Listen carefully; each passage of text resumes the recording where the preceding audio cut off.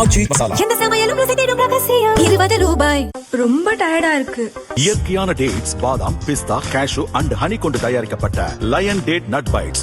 Physical refining செய்யப்பட்ட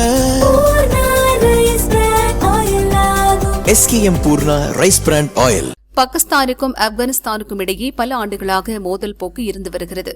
இரு நாடுகளிலும் நடக்கும் பயங்கரவாத தாக்குதலுக்கு இருதரப்பும் மாறி மாறி குற்றம் சாட்டிக் கொள்கின்றன.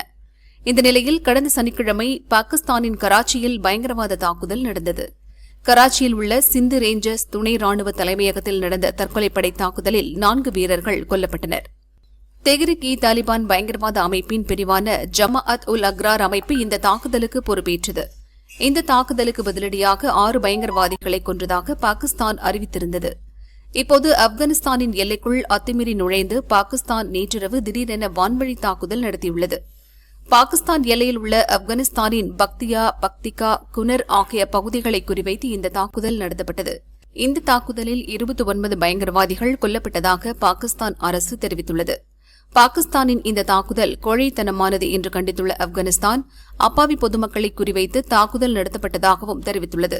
இதில் குழந்தைகள், முதியவர்கள் உட்பட அப்பாவி பொதுமக்கள் 36 பேர் இறந்தனர். 163 பேர் படுகாயமடைந்தனர் என ஆப்கானிஸ்தான் தரப்பில் தெரிவிக்கப்பட்டுள்ளது.